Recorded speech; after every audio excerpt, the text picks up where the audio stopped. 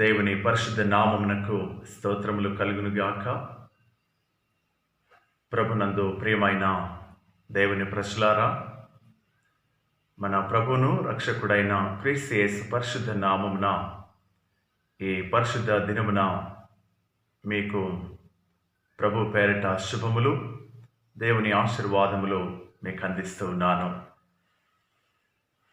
పునరుద్ధానం తరువాత 4వ ఆదివారము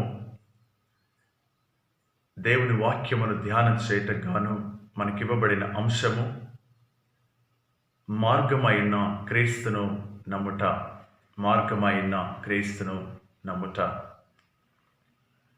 ఈ అంశమును ధ్యానం చేయుటకు ఏర్పాటు చేయబడిన లేఖన పాఠములు నిర్గమాకాండము 14వ అధ్యాయము 10వ వచనం నుండి 20వ వచనం వరకు, దావీదు కీర్తనలు 116, అపోస్తల కార్యముల గ్రంథము 16వ అధ్యాయము 19వ వచనం నుండి 34 వరకు, మరియు సువార్తల పాఠముగా యోహాను సువార్త 14వ అధ్యాయము మొదటి 7 వచనములు ఏర్పాటు చేయబడిన లేఖన పాఠమును అనుసరించి ఈ దినం మనకివ్వబడిన అంశమును ధ్యానం చేయటం గాను తలలు వంచి ప్రార్థించుదాము.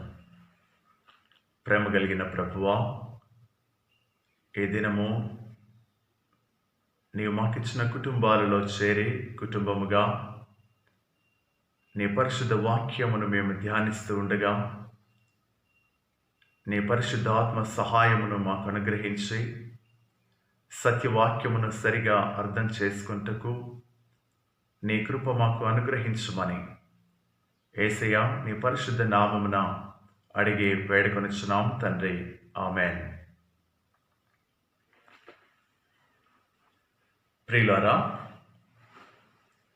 ఈ పరిశుద్ధ దినమున దేవుడు మనకిచ్చిన చక్కటి కుటుంబాలలో చేరుకొని దేవుని స్తుతించి ఆరాధన చేస్తున్నప్పుడు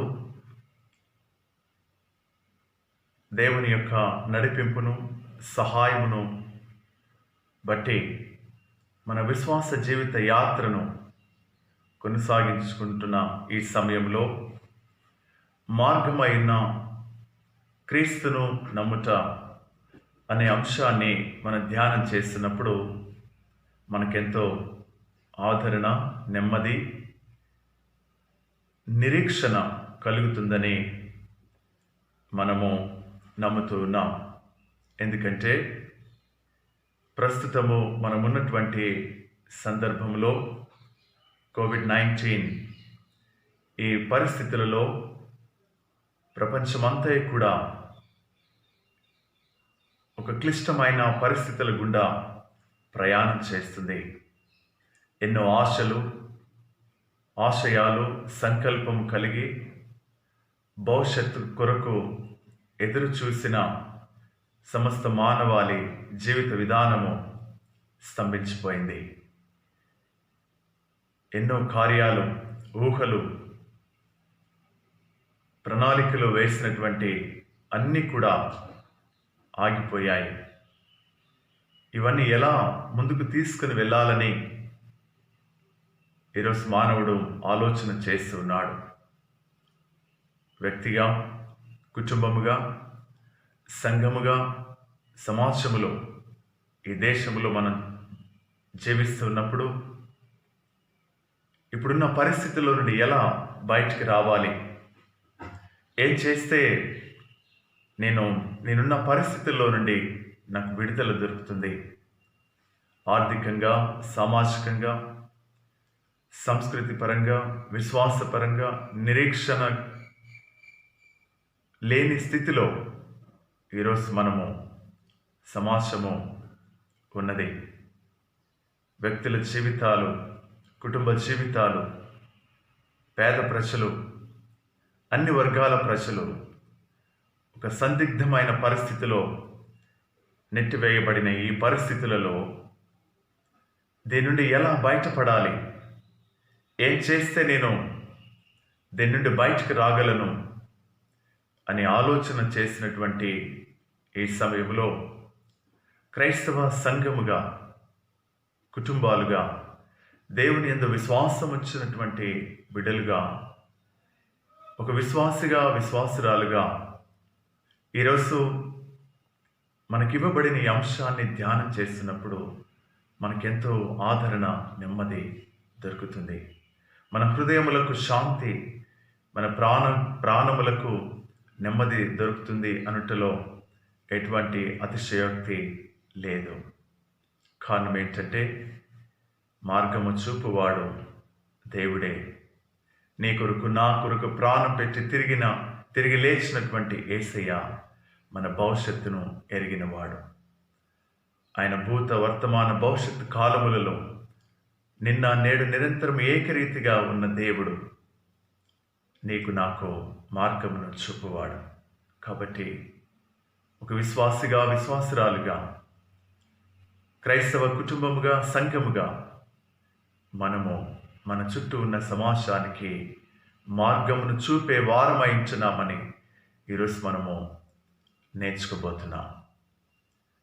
మనము ఈ సమాజానికి మన చుట్టూ ఉన్న నిరీక్షణ లేని, భవిష్యత్తుపై ఆశలు కోల్పోయిన, అనేకమైన ఒడిదుడుకుల మధ్య ప్రయాణం చేసినటువంటి మన చుట్టూ ఉన్న ప్రజలకి, నిరాశలో, నిస్పృహలో కృంగిపోయినటువంటి ప్రజలకి ఒక నూతన మార్గాన్ని, నిరీక్షణతో కూడిన మార్గాన్ని పరిచయం చేయవలసినటువంటి బాధ్యత నేడు సంఘముగా మనపై ఉన్నది. ఈరోజు మనం అది నేర్చుకోబోతున్నాం. ప్రియులారా, మనకివ్వబడిన అంశాన్ని మనం ధ్యానం చేస్తున్నప్పుడు ఇశ్రాయేలు ప్రజల జీవితాల్లో దేవుడే మార్గదర్శిగా ఉన్నాడు. దావీదు భక్తుని జీవితంలో దేవుని మాదిరిగా, మార్గముగా చేసుకొని ప్రయాణం చేసినట్లుగా చూస్తాం. అపోస్తల కార్యము గ్రంథంలో అయ్యలారా నేనేం చేయాలి అంటే, నువ్వు యేసునందు విశ్వాసం ఉంచుము, నీవు నీ ఇంటి వారు రక్షణ పొందుదురు. యేసుక్రీస్తు ప్రభు తన శిష్యులకు బోధిస్తున్నాడు, నేనే మార్గము, నేనే మార్గము. అప్పటి వరకు వారు ఆయన వెంట తిరుగుతున్నారు. అయ్యా, నువ్వు వెళ్ళే మార్గం మాకు తెలియదే అన్నప్పుడు, నేనే మార్గము, ఆ మార్గము అని వారికి బోధించాడు యేసయ్య. క్రీస్తు మార్గమైన క్రీస్తు నమ్ముట అనే అంశాన్ని మనము ఆలోచన చేసినప్పుడు ఈ టాపిక్లో 3 విషయాలు మనం చూస్తున్నాం. ఒకటి క్రీస్తు, రెండవది మార్గము, మూడవది నమ్ముట. 3 భాగాల కలయిక ఈ అంశము. క్రీస్తు, మార్గము, నమ్ముట. క్రీస్తు ఎవరు? మార్గము ఏమిటి? ఎవరు నమ్మాలి? మనకి ఇవ్వబడిన పాఠాల్లో మనం చూస్తాము, ఇశ్రాయేలు ప్రజల జీవితాల్లో దేవుడే మార్గదర్శి, మార్గము చూపువాడు. దావీదు వ్యక్తిగత జీవితంలో దేవుని నమ్ముకొని ఆయన మార్గంలో నడిచినవాడు. అపోస్తల కార్యముల గ్రంథములో పౌలు, శీలలు ఆ చెరసాలలో ఉన్నప్పుడు, అయ్యలారా నేనేం చేయాలి అని వారు అడిగినప్పుడు, నీవు క్రీస్తునందు విశ్వాసం ఉంచుము, వారికి మార్గాన్ని చూపెడుతున్నాడు. మార్గమైన క్రీస్తును చూపెడుతున్నప్పుడు నీవు ఆ క్రీస్తును నమ్మాలి అని వారికి బోధించడం చూస్తున్నాము. యేసు ప్రభు అంటున్నాడు, నేనే మార్గము. ఓపెన్ టు ఆల్, అందరికీ మార్గము సిద్ధపరచబడి ఉన్నది. అందరికీ మార్గము సిద్ధపరచబడి ఉన్నది.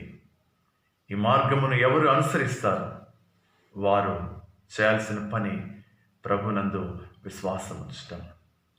ఈరోజు ఈ అంశాన్ని మనం ధ్యానం చేస్తున్నప్పుడు మన జీవితాలకు ఒక నెమ్మది దొరుకుతుంది. మనం అనుసరిస్తున్నటువంటి క్రీస్తులో మనకు శాంతి, సమాధానం, మన ప్రాణములకు నెమ్మది, సమాధానం దొరుకుతుందని మనము నమ్ముతూ ఉన్నాం. ప్రియులారా, మానవుడు యాత్రాజీవి. అహర్నిశలు ఏదో ఒక రకమైన ప్రయాణం చేస్తూనే ఉంటాడు. జీవితమే ఒక యాత్రగా రూపొందినది. జీవితానికి ఒక దిశను ఏర్పాటు చేసుకొని మానవుడు తన జీవిత యాత్రని కొనసాగిస్తూ ఉన్నాడు.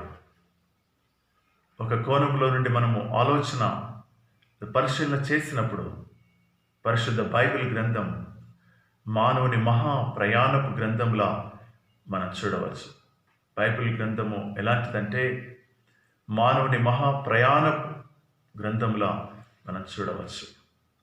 ఉదాహరణకు, విశ్వాసులకు తండ్రి అయిన అబ్రహాము ప్రయాణముతోనే తన జీవితాన్ని ఆయన కొనసాగించినట్లుగా మనం చూడగలం.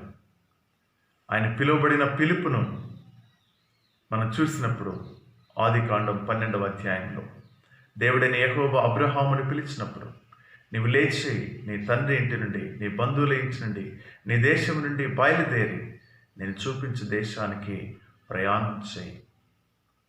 ఆ పిలుపుకు విధేయత చూపిన వాడే అబ్రహాము ప్రయాణం కొనసాగిస్తూనే ఉన్నాడు దేవుడు చూపించు దేశానికి. ఆ తర్వాత ఇస్సాకు, యాకోబులు వారు కూడా ప్రయాణం చేస్తూ తమ జీవిత యాత్రని వారు కొనసాగించారు. ఈ యాత్రలో విశేషం ఏంటంటే, దేవుడు నిర్దేశించిన మార్గంలో వారు ప్రయాణం చేసినంత కాలము వారి జీవిత కాలములో వారు క్షేమమును సుఖాన్ని అనుభవించారు. వారి జీవితాలు సక్రమంగా ఉన్నాయి. ఎప్పుడైతే వారి సొంత ఆలోచన అనుసరించి వేరొక మార్గమును వారు ఎంచుకున్నారు, వారి జీవితంలో అవాంఛనీయమైన సంఘటనలు చోటు చేసుకున్నాయి. దేవుడు నిర్దేశించిన మార్గములో ఇశ్రాయేలీయులు నడవక తమ సొంత మార్గములో ఎప్పుడైతే వారు ప్రయాణం చేయడం మొదలుపెట్టారో, శ్రమలు, కష్టాలు, సమస్యలు, ఇబ్బందుల గుండా ప్రయాణం చేయడం మనం చూడగలం. ప్రియులారా, ఈరోజు మనము ధ్యానం చేసినటువంటి మార్గమైన క్రీస్తు నమ్ముట, ఈ అంశాన్ని మనము పరిశీలన చేసినప్పుడు మానవుని జీవితము సరి అయిన దిశలో సాగిపోవాలంటే మనకు మార్గదర్శకుడు అవసరము. మానవ జీవితానికి ఒక మార్గదర్శకుడు అవసరం. మార్గం చూపే దేవుడు మనకు కావాలి. మానవుడు తన చుట్టూ ఎన్నో మార్గాలు ఏర్పాటు చేసుకున్నాడు. ఆ మార్గాలన్నీ కూడా దేవుని దగ్గరకు చేరుతాయని, కానీ ఆ మార్గము సత్యమైనదో, అందులో జీవం ఉన్నదో లేదో మానవునికి తెలియదు. అందుకే మానవుడికి మార్గదర్శకుడు అవసరము. ఆ మార్గదర్శకుడికి 3 విషయాలు తెలిసి ఉండాలి. 1, ఆయనకు గతం తెలిసి ఉండాలి. 2, వర్తమానం తెలిసి ఉండాలి. 3వది, ఆయనకు భవిష్యత్తు తెలిసి ఉండాలి. ఈ 3 సుగుణాలు కలిగిన వాడు మన దేవుడు యేసుక్రీస్తు ప్రభువు. ఆయన నిన్న, నేడు, నిరంతరము ఒకే రీతిగా ఉన్నవాడు. యుగ యుగములు ఆయన మనకు తోడుగా ఉన్నవాడు. మార్గం చూపేవానికి గతం తెలిసి ఉండాలి. మార్గం చూపేవానికి వర్తమానం తెలిసి ఉండాలి. మార్గం చూపేవానికి భవిష్యత్తు తెలిసి ఉండాలి. ఈ 3 తెలిసిన వాడు యేసుక్రీస్తు ప్రభువు మాత్రమే. భూతకాలము, వర్తమాన కాలము, భవిష్యత్ కాలము ఎరిగినటువంటి దేవుడు మార్గమై ఉన్నాను అని చెప్పుటలో ఎటువంటి అతిశయోక్తి మనకు కనపడదు. మానవ జీవితం అగమ్యగోచరమైనటువంటి మానవ జీవితానికి ఒక దారిని చూపెడుతూ నేనే మార్గము అని క్రీస్తు స్పష్టంగా ఆయన సూటిగా మనకు తెలియజేస్తూ ఉన్నాడు. మనం ధ్యానించే ఈ అంశంలో క్రీస్తు మార్గమును చూపువాడని మనం పరిశీలన చేసినప్పుడు ఎవరు ఈ క్రీస్తు? ఆయన పని ఏంటి అని మనం ఆలోచన చేయాలి. ఈ క్రీస్తు ఎవరు అంటే అభిషేకించబడిన వారు. ఆయన ఎవరి కొరకు అభిషేకించబడ్డాడు అనగా పాపములో పడి ఉన్నటువంటి మానవుని కొరకు అభిషేకించబడ్డాడు. దేవుని స్వరూపములో ఎందుకొరకు ఈయన అభిషేకించబడ్డాడంటే దేవుని స్వరూపములో చేయబడినటువంటి, దేవుని స్వరూపంలో సృజించబడిన మానవుడు దేవుని సహవాసంలో నిరంతరం ఉండవలసిన వాడు. దేవుడు చూపిన మార్గంలో నడవక తన సొంత ఆలోచనలు అనుసరించి ఆయన పాపంలో పడిపోయినప్పుడు ఆ పాపం నుండి విడిపించడానికి తిరిగి దేవుని యొక్క ప్రణాళికలో పరలోకమును విడిచి భూమి మీదికి ప్రయాణం చేసిన వాడు యేసుక్రీస్తు ప్రభువు. సమస్త మానవాళి పాపములను క్షమించడానికి, మానవులను పాపం నుండి విడిపించడానికి, మానవుని రక్షణ కొరకు ఏర్పాటు చేయబడినవాడు, అభిషేకించబడినవాడు క్రీస్తు అని మనం తెలుసుకుంటున్నాం. ఈ మానవుడు ఎవరు అంటే ఆయన దేవుని స్వరూపములో చేయబడిన మానవుడు. దేవుని స్వరూపములో చేయబడినటువంటి మానవుడు తనకంటూ సొంత మార్గమును ఏర్పాటు చేసుకొని పాప జీవితంలో పడిపోయి దేవునికి దూరం అయ్యాడు. ఇలా దూరమైనటువంటి మానవుని తిరిగి దేవుని యొద్దకు తీసుకువెళ్ళడానికి యేసుక్రీస్తు ప్రభువు ఆయన విమోచకుడుగా, రక్షకుడుగా నీ కొరకు, నా కొరకు ఆయన అభిషేకించబడిన దేవుడు. ప్రియులారా, పాపల కొరకు క్రీస్తు పరలోకము నుండి విడిచి భూమి మీదకి వచ్చాడు. ఇది మానవుని రక్షించడానికి క్రీస్తు చేసిన ప్రయాణం. ఈ ప్రయాణంలో ఒక మార్గం సరళం చేయబడింది.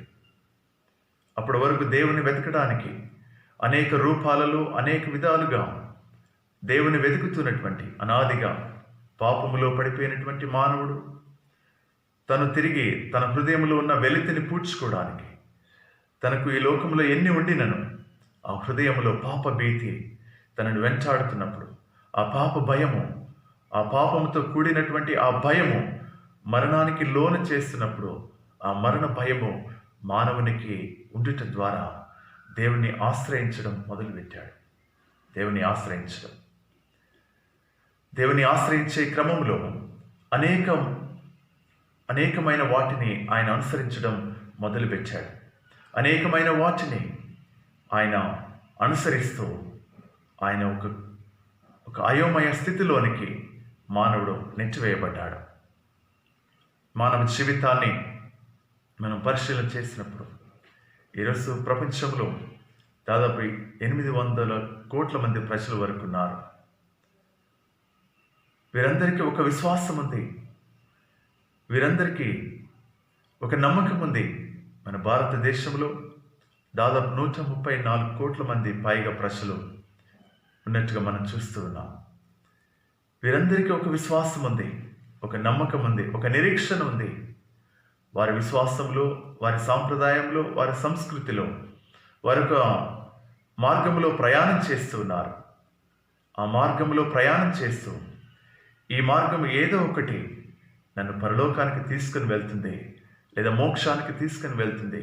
ఈ జీవితం తర్వాత నాకు ఒక జీవితం ఉంది, దాన్ని సంపాదించుకుంటానని వారి పద్ధతుల్లో వారు దేవుని ఆశ్రయిస్తూ ఉన్నారు. మరి వారికి ఆ మార్గంలో సత్యము అనేది, జీవం అనేది దొరికిందా అంటే దొరకలేదు. అందుకే మానవుని జీవితంలో ఒక అయోమయ పరిస్థితి, కన్ఫ్యూషన్ పెరిగిపోయింది. దేవుని గురించిన అన్వేషణలో ఒక స్పష్టతలోనికి, స్పష్టమైన మార్గమును అనుసరించవలసినటువంటి మానవునికి కన్ఫ్యూషన్ వచ్చేసింది. ఏ దేవుని విశ్వసించాలో, ఏ దేవుని అనుసరించాలో, ఏ దేవుని నమ్మాలో, ఏ దేవుడు ఈ జీవితంలో నుండి విడుదల చేస్తాడో తెలియని సందిగ్ధమైన స్థితిలో ఈరోజు మానవుడు కొట్టుమిట్టాడుతున్నాడు. నిరీక్షణ లేని స్థితిలో ఉంటున్నాడు. సమాజంలో మనం చూస్తాం, మానవుడు తాను ఏర్పాటు చేసుకున్నటువంటి సాంప్రదాయాలు, సంస్కృతి, ఇతరత్ర ఏదైనా సరే నన్ను ఇవన్నీ ఏదో ఒక రోజు ఈ జీవితంలో నుండి విడుదల కలుగు చేస్తాయని నమ్ముతూ ఉన్నాడు మానవుడు. మానవునికి ఒక నమ్మకం ఉంది, ఒక విశ్వాసం అన్నది. నేను అనుసరించే మార్గంలో నేను మోక్షం చేరేందుకు ఇవి సహాయపడతాయని నమ్ముతున్నాడు ఈరోజు ప్రజలు. సమాజంలో ఒక నానుడి, ఒక సామెత మనం చూస్తాం. అన్ని మతాలు ఒకే దగ్గరికి, ఒకే గమ్యం చేరతాయని, ఒకే గమ్యంలోనికి వెళ్తాయని. అన్ని మతాలు ఒకటే అయినప్పుడు ఎన్ని ఎందుకు అనే ప్రశ్న వస్తుంది. ఎన్ని ఎందుకు అనే ప్రశ్న వస్తుంది. అందుకే ప్రభు చెప్పిన మాట, అన్ని మతాలు ఒకటే, అన్నీ ఒకే దగ్గరికి వెళ్తాయి అనే వారికి, అనే ఆలోచనతో ఉన్నటువంటి మానవుడికి ప్రభు చెప్పిన మాట, నేనే మార్గము. మానవుడు ఆశించే లేదా కోరుకునే మోక్ష మార్గము, మానవుడు ఆశపడుతున్నటువంటి, ఎదురు చూస్తున్నటువంటి ఈ జీవితం తర్వాత ఉండే పరలోకము ఏదైతే ఉందో అది నా ద్వారానే తప్ప ఇంకొక మార్గములో లేదు అని యేసుక్రీస్తు ప్రభు స్పష్టంగా తెలియజేస్తున్నాడు.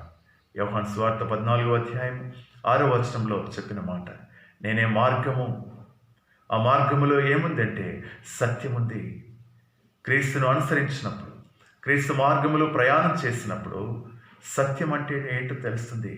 సత్యము అనగా ఉన్నటువంటిది అని అర్థము. ఉన్నటువంటిది లేదా దైవమును ప్రత్యక్షత పరచినవు మానవుడు. దైవాన్ని భూమి మీద ప్రత్యక్షపరిచిన వాడు ఎవరు అంటే యేసుక్రీస్తు ప్రభు మాత్రమే. అందుకే ఆయన స్పష్టంగా సమస్త మానవాళికి ఒక ఓపెన్ ఇన్విటేషన్ ఇస్తున్నాడు. నేనే మార్గము, నేను తప్ప ఇంకొక మార్గము లేదు. అందుకే క్రైస్తవ్యం అనేది ఒక మార్గమే, కానీ అది మతం కాదు. దాని మతం దృక్పథంలో చూస్తే అన్నింటిలో ఒకటి అని మనం అనుకుంటాం. అన్ని మతాలలో అది కూడా ఒకటి అనే భావన వస్తుంది. కానీ అది ఎప్పుడైతే దానిని క్రీస్తు మార్గమై ఉన్నాడని ప్రజలు నమ్ముతారు, ఒక స్పష్టత వచ్చేస్తుంది అతనికి. ఒక నూతన నిరీక్షణ, ఒక నూతన నమ్మకం, తన జీవితానికి ఒక స్పష్టమైన అవగాహన వస్తుంది. తన గమ్యం ఏంటో మానవుడికి తెలుస్తుంది. అందుకే క్రైస్తవ్యం అనేది అది క్రీస్తు మార్గము, మతము కాదది. అది మార్గమే కానీ మతము కాదు. ఏంటా మార్గము అంటే మానవుడు ఆశించే, మానవుడు కోరుకునే మోక్ష మార్గానికి అది మార్గము. ఎందుకు యేసుక్రీస్తు ప్రభు అలా చెప్పడానికి కారణం ఏంటి అంటే ఆయన చెప్పిన మాటలే. యోహాను సువార్త 14వ అధ్యాయము 2వ వచనంలో చెప్పిన మాట, నా తండ్రి ఇంట అనేక నివాసములు కలవు, లేని ఎడల మీతో చెప్పుదును. మీకు స్థలం సిద్ధపరచ వెలుచున్నాను. నేను వెళ్ళి మీకు స్థలము సిద్ధపరచిన ఎడల నేనుండి స్థలములో మీరును ఉండులాగున మరలా వచ్చి నా యొద్ద ఉండుటకు మిమ్మల్ని తీసుకొని పోవదును. చాలా స్పష్టమైనటువంటి ఆ విధానం ప్రభు మనకు తెలియజేస్తున్నాడు. నేనే మార్గము అని చెప్పుటలో ఉద్దేశము మనం గమనించినప్పుడు, మానవుడు ఆశిస్తున్నటువంటి పరలోకము లేదా మోక్షము, నిత్య జీవము ఏదైతే ఉందో అది యేసుక్రీస్తు ప్రభు దగ్గర మాత్రమే దొరుకుతుందని ప్రభు తెలియజేస్తున్నాడు. ఈరోజు సమస్త మానవుల యొక్క హృదయాలు కలవరపడుతున్నాయి. కారణం ఏంటంటే ఈ జీవితం తర్వాత ఏంటి అనే ప్రశ్న ప్రతి మానవుల్లో ఉంది. ఈ జీవితం తర్వాత ఏంటి అనే ప్రశ్నకి జవాబు క్రీస్తే, నేనే మార్గమని ప్రభు తెలియజేస్తున్నాడు. ప్రభు మనకు తెలియజేస్తున్నాడు. ఎందుకు ఆ మాట చెప్పగలుగుతున్నాడంటే అక్కడ స్థలం ఉంది. ఆ స్థలాన్ని సిద్ధపరుస్తున్నవాడు యేసు స్వామి. ఆ స్థలములో ఆయనతో పాటు ఉండడానికి, తన యందు విశ్వాసం ఉంచిన వారిని మరలా తీసుకుని వెళ్ళడానికి ఆయన రానయ్యున్నాడు అని ప్రభు చాలా స్పష్టంగా మనకు జ్ఞాపకం చేస్తున్నాడు. ప్రియులారా, ఈరోజు మార్గమైనటువంటి క్రీస్తు, నేనే మార్గము అని విస్పష్టంగా బోధించినటువంటి ప్రభు మాటలు మనము వింటూ ఉన్నాం, చూస్తూ ఉన్నాం. క్రైస్తవ సంఘముగా మన చుట్టూ ఉన్నటువంటి సమాజానికి నేనే మార్గము అని బోధించిన మాటలు మనము ప్రకటించవలసినటువంటి బాధ్యత మన మీద ఉన్నది. ఎందుకంటే మన చుట్టూ ఉన్నటువంటి ప్రజలు వారికి ఉన్నటువంటి విశ్వాసాలలో, సాంప్రదాయాలు దేవుని అన్వేషిస్తూ ఉన్నారు. ఆ అన్వేషణలు వారి ఇంకా ఒక స్పష్టమైన మార్గాన్ని వారు తెలుసుకోలేకపోతున్నారు. తద్వారా వారి హృదయంలో నిరాశ, నిస్పృహలు, నిరీక్షణ లేని స్థితులు, ఆ పరిస్థితుల గుండా ప్రయాణం చేసినటువంటి మానవుడికి నేనే మార్గము అని ప్రకటించిన, బోధించిన యేసుస్వామి మాటలు ప్రకటించవలసినటువంటి బాధ్యత మన మీద ఉన్నది. అపోస్తల కార్యముల గ్రంథంలో మనం అది చూస్తున్నాం. ఇలారా నేనేం చేయాలి అనే ప్రశ్న ఈరోజు అలాంటి ప్రశ్న వేసినటువంటి సమాజానికి ఆ చెరసాలలో ఆ అధికారి ఆ ప్రశ్న అడిగాడు.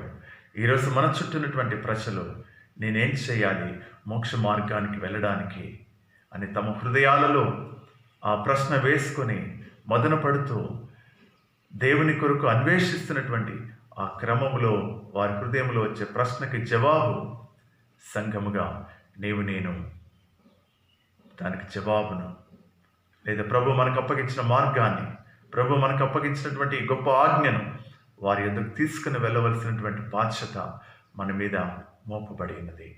ప్రియులారా, మార్గము స్పష్టమైనది. మార్గమును బోధించిన వాడు ఎవరో మనకు తెలుసు.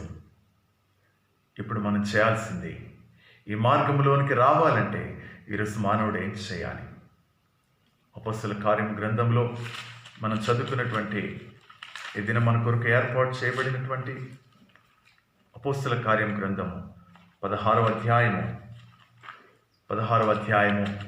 19వ వచనం నుండి 34 వరకు మనం గమనించినప్పుడు 30వ వచనంలో అయ్యలారా రక్షణ పొందుటకు నేనేం చేయవలను? మార్గము స్పష్టమైనది. ఆ మార్గం చూపినవాడు క్రీస్తు. ఆయన నీ కొరకు నా కొరకు తన ప్రాణమును సిలువలో అర్పించిన వాడు. సమస్త మానవాళిని క్షమించుటకు మన కొరకు అభిషేకించబడిన వాడు. ప్రకటిస్తున్నటువంటి బోధ నేనే మార్గము. ఇప్పుడు మార్గము స్పష్టమైనది.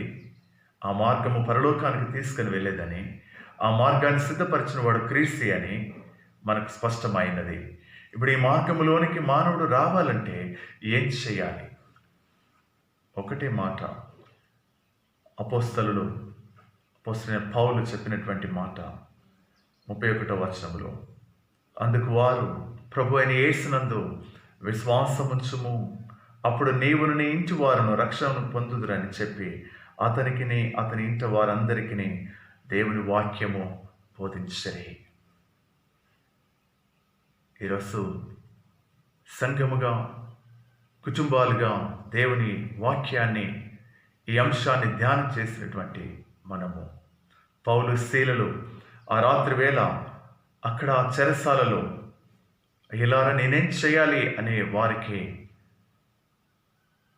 బోధించినటువంటి వాక్యం బోధించారు. వాక్యము విశ్వాసములోనికి నడిపిస్తుంది. క్రీస్తును గూర్చిన మాటలు విశ్వాసము కలుగచేయను కనుక విశ్వాసము కలుగచేసే దేవుని పరిశుద్ధ వాక్యాన్ని వారికి బోధించడం జరిగింది. 33వ వచనం చూసినప్పుడు, రాత్రి ఆ గడియలోనే అతడు వారిని తీసుకుని వచ్చి వారి గాయములు కడిగెను. వెంటనే అతడును అతని ఇంటి వారందరూ బాప్తిసం పొందిరి. ఇదంతా రాత్రి వేళ జరుగుతుంది.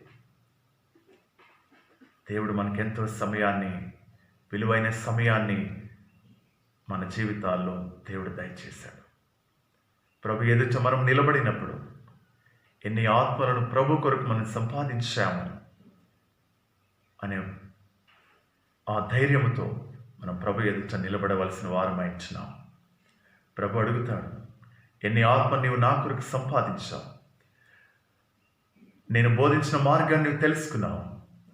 నేనెవరో నీ జీవితానికి తెలుసు. మరి నీవు నా మార్గంలోనికి వచ్చిన తర్వాత ఇంకా సత్యమైనటువంటి మార్గం తెలియని ప్రజలు నీ చుట్టూ ఉన్నప్పుడు వారికి ఎందుకు నీ వాక్యాన్ని బోధించలేదు? ఎందుకు నీ జీవితం ద్వారా వారికి క్రీస్తును ప్రకటించలేకపోయావు అని అడిగినప్పుడు మనం జవాబు చెప్పగలిగిన స్థితిలో ఈరోజు నీవు నేను ఉండగలగాలి. ప్రియులారా, ఆ రాత్రి పౌలు శీలలు ఆ చెరసాలలో ఉన్నటువంటి అధికారికి దేవుని వాక్యాన్ని బోధించారు. దేవుని వాక్యమును బోధించిన తరువాత ఆయన విశ్వసించిన వాడై ఆ ఇంటి వారందరూ కూడా బాప్తిసం పొంది క్రీస్తును అంగీకరించినట్లుగా మనం చూస్తూ ఉన్నాం. చూడండి ప్రియులారా, రోమాపత్రిక 10వ అధ్యాయము మనం చూసినప్పుడు 8వ వచనంలో, 10వ అధ్యాయము 8వ వచనం, మార్గము స్పష్టమైనది, క్రీస్తు ఎవరో మనకు తెలుసు. ఈ మార్గంలోనికి ఈరోజు నీవు నేను రావాలంటే, ప్రజలు రావాలంటే వారికి వాక్యం బోధించబడాలి.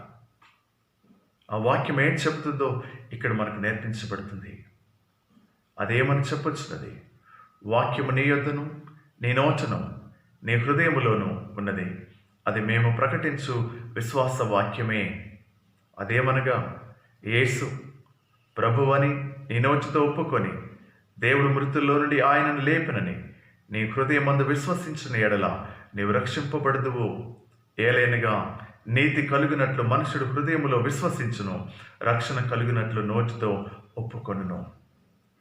ఒకటి అంతరంగములో జరిగే మార్పు, రెండవది బహిరంగంగా ఇచ్చే సాక్ష్యము, బాప్టిజం. అంతరంగములో మార్పు కలగాలి అంటే విశ్వాసములోనికి నడిపించే దేవుని పరిశుద్ధ వాక్యమును మనం వారికి బోధించవలసినటువంటి వారమై ఉన్నాం.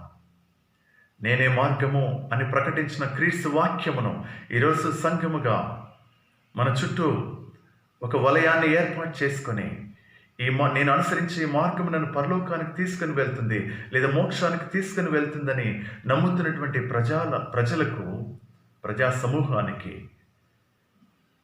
నిజమైన మార్గము ఎరిగినటువంటి నేను బోధించవలసిన వారమైంచున్నాం. ఈరోజు వాక్యము ప్రకటించకపోతే వారికి విశ్వాసము కలగదు. విశ్వాసము కలగకపోతే క్రీస్తుని వారు తెలుసుకోలేరు.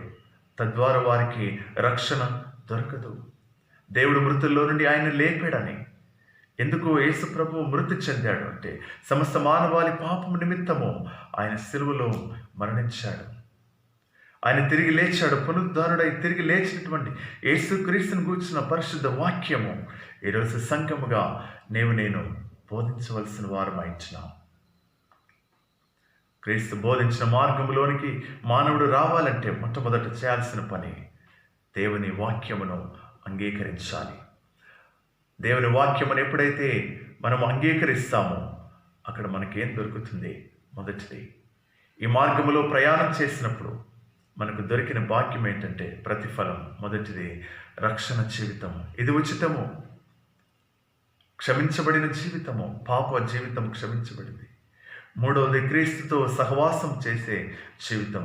ఈ లోకంలో బ్రతికినంత కాలము మరి ఈ జీవితం తర్వాత యుగ యుగాలు సజీవుడైన దేవునితో సహవాసం చేసే జీవితము. మొట్టమొదటి వాక్యం అది.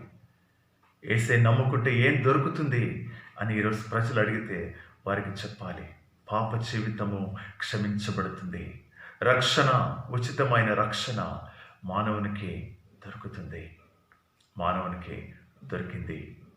యేసుక్రీస్తు ప్రభు యొక్క సిలువలో చిందించబడిన ఆ పరిశుద్ధ రక్తములో మానవ పాపం క్షమించబడుతుంది అనే సత్య సువార్తను మనము ప్రజలకు ప్రకటించినప్పుడు వారు దేవుని అంగీకరించడానికి, ప్రభువును తమ సొంత రక్షకుడుగా వారు అంగీకరించడానికి అది మార్గము సరళం చేసినట్లు అవుతుందని దేవుని వాక్యం మనకు బోధిస్తుంది. క్రీస్తు మార్గములో ప్రయాణం చేసినప్పుడు మనకు దొరికే రెండవ భాగ్యం ఏంటంటే కీర్తనల గ్రంథము 25వ దావీదు కీర్తన 12వ వచనాన్ని మనం చదువుకుంటాం. యేసుక్రీస్తు ప్రభువుని ఆయన మార్గమైన క్రీస్తును మనము వెంబడించినప్పుడు, ఆ మార్గములో ప్రయాణం చేసినప్పుడు మానవునికి దొరికిన వాక్యము. రెండవది ఏంటంటే దావీదు కీర్తనలు 25:12 యెహోవా యందు భయభక్తులు గలవాడు ఎవడో వాడు కోరుకునవలసిన మార్గమును ఆయన వానికి బోధించును. నీవు క్రీస్తు మార్గములు ఎప్పుడైతే ప్రయాణం చేయడం మొదలు పెడతావో, నీవు ఏ మార్గములో నడవాలో ప్రభువే నీకు బోధిస్తాడు. అది మొదటిది. 13వ అతని ప్రాణము నెమ్మదిగా ఉండును. పరిస్థితులు ఎలాంటివైనా, సందర్భం ఎలాంటిదైనా, నీవే క్లిష్ట పరిస్థితుల్లో ఉండినా సరే, ప్రభు బోధించే మార్గములో నీవు నడిచినప్పుడు నీ ప్రాణమునకు నెమ్మది ఉంటుంది. ఇశ్రాయేలు ప్రజల జీవితాలు మనం అది చూస్తాం. వెనుక ఫరో సైన్యం, ముందు ఎర్ర సముద్రం. ప్రజలు ఆందోళన చెంది మోషే మీద తిరగబడ్డారు. మేము చనిపోతే బాగుండు, ఐగుప్తులోనే చనిపోతే బాగుండు అని వారు వేదన, వారి తొందరపాటు వారి జీవితంలో చూస్తాం. కానీ ఇరుకుల విశాలతను కలిగచేసే దేవుడు ఆ సముద్రములో మార్గాన్ని సిద్ధపరిచాడు వారి కొరకు. అదే మనం ఇక్కడ చూస్తున్నాం. యేసుక్రీస్తు ప్రభు యొక్క మార్గంలో నడిచినప్పుడు నీవు నేను నడవలసిన మార్గాన్ని మనకు బోధిస్తాడు. ఆ మార్గంలో మనం ప్రయాణం చేసినప్పుడు మన ప్రాణమునకు నెమ్మది ఉంటుంది. రెండవది, అతని సంతానం భూమిని స్వతంత్రించుకొనును. ఇది వాగ్దానం. ప్రభు మార్గంలో మనం నడిచినప్పుడు మనకు దొరికే భాగ్యం ఏంటంటే మన సంతానం, దేవుడిచ్చిన గర్భఫలము భూమిని స్వతంత్రించుకుంటుంది. ఎందుకంటే ఆదికాండం 1:26 నుండి మనం చదువుకున్నప్పుడు, మీరు భూమిని నిండించి, మీరు ఫలించి అభివృద్ధి పొంది విస్తరించి భూమిని స్వాధీనపరచుకోండి అనే వాగ్దానము నేటికి మన జీవితాల్లో అది నెరవేరుతుంది.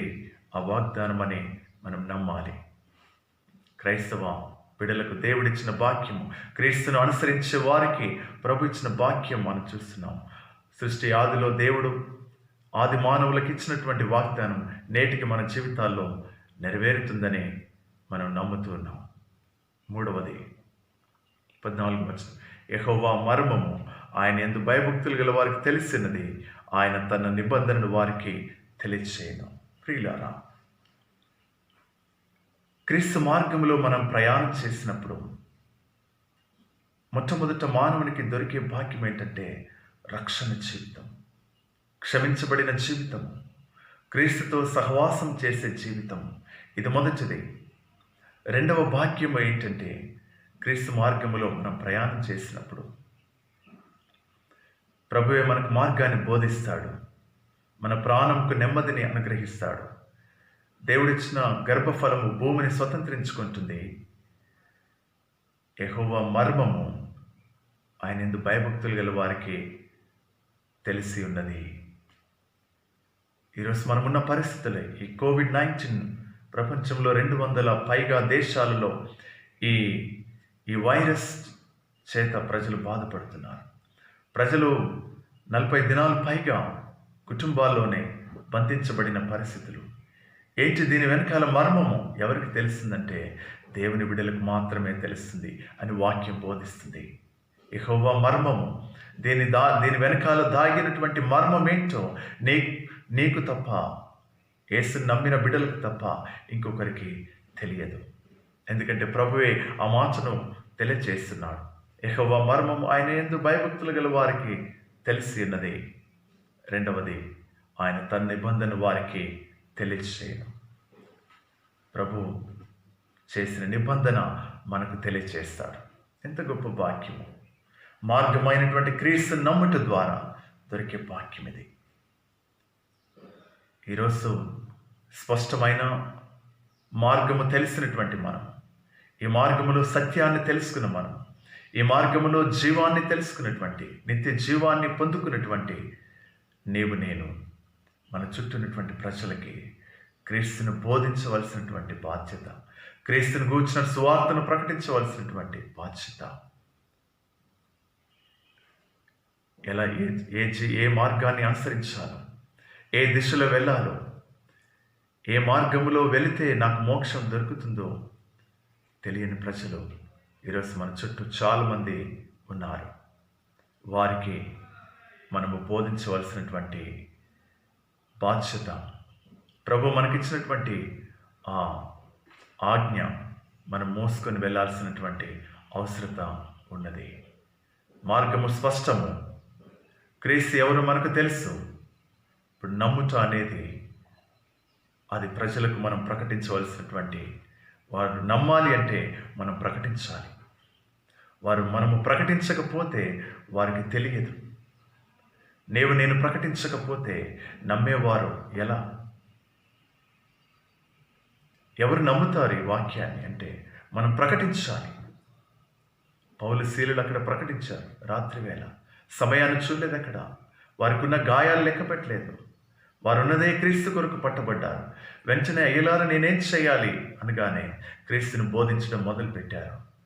అక్కడ వారి గాయాలలో ఆ రాత్రి వేళ దేవుని కొరకు కొన్ని ఆత్మలు సంపాదించారు.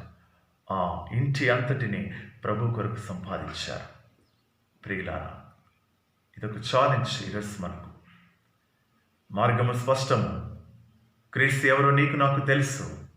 తెలిసిన తర్వాత మనం చేయాల్సిన పని, నమ్మే ప్రజలు ఒక నమ్మకంతో, ఒక విశ్వాసంతో ఏదో ఒక మార్గాన్ని ఎన్నుకొని దేవుని చేరుకోవాలని అన్వేషణ చేసినటువంటి అలాంటి ప్రజలకి, మన చుట్టూ ఉన్న సమాజానికి క్రీస్తు యొక్క మార్గమును, నేనే మార్గము అని బోధించిన యేసును ప్రకటించవలసినటువంటి బాధ్యత ఈరోజు నీ మీద, నా మీద ఉన్నదని జ్ఞాపకము చేయబడుతుంది. క్రీస్తు రాకడలో మన చేతులు కొన్ని ఆత్మలు ఉండాలి. కొన్ని ఆత్మలను చేత పట్టుకొని ప్రభు ఎదుట మనం నిలబడాలి. ప్రభు మనకిచ్చినటువంటి సమస్తాన్ని బట్టి మొట్టమొదట రక్షణ జీవితం, క్షమించబడిన జీవితం, క్రీస్తుతో మనం ఇప్పుడు చేసినటువంటి సహవాస జీవితం ద్వారా మనము క్రీస్తును ప్రజలకు ప్రకటించిన వారమై, మన జీవితాల్లో క్రీస్తును పరిచయం చేసిన వారమై, అనేకులను క్రీస్తు యొద్దకు నడిపించే వారుగా ఒక నమ్మకంతో ఉన్నారు ప్రజలు మన చుట్టూ. ఏదో ఒక నమ్మకములో, విశ్వాసములో, మత సాంప్రదాయంలో సాగిపోతున్నటువంటి ప్రజలు అనేక మంది ఉన్నారు. వారికి మనము విశ్వాస వాక్యాన్ని, విశ్వాసములోనికి నడిపించే క్రీస్తుని గూర్చిన మాటలను వారికి ప్రకటించినప్పుడు వారు క్రీస్తుని తెలుసుకోవడానికి అవకాశం ఉంటుంది. విశ్వాసంలోనికి రావడానికి అవకాశం ఉంటుంది. రక్షణ జీవితంలోనికి రావడానికి మార్గాన్ని సరళం చేసే అవకాశాన్ని, ఆ బాధ్యతను, ఆ ఆజ్ఞను దేవుడు మన మీద ఉంచున్నాడు.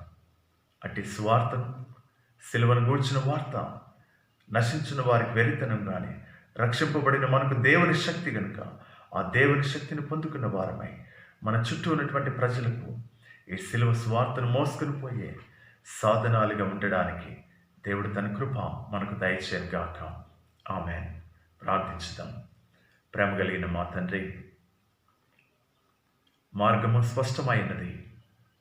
మార్గమును బోధించిన వారెవరు మాకు తెలిసినది. మీ చేత రక్షించబడిన మేము మా చుట్టూ ఉన్నటువంటి సమాజంలో ఒక నమ్మకము, ఒక విశ్వాసము కలిగి ఏదో ఒక సాంప్రదాయంలో కొనసాగుతూ నిజమైన దేవుని తెలుసుకోవాలని అన్వేషణ చేసినటువంటి ప్రజలు మా చుట్టూ ఎంతోమంది ఉన్నారు.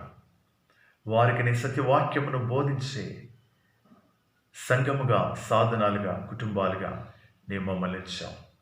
విశ్వాసములోనికి నడిపించే క్రీస్తు సువార్తను ప్రకటించడానికి నీవు మాకిచ్చిన ఈ జీవితంలో అనేకులను నీ కొరకు సంపాదించే బిడ్డలుగా ఉండడానికి నీ కృప మాకు దయచేయమని యేసు నామమున అడిగి వేడుకొంచున్నాం తండ్రి. ఆమేన్. ఆమేన్.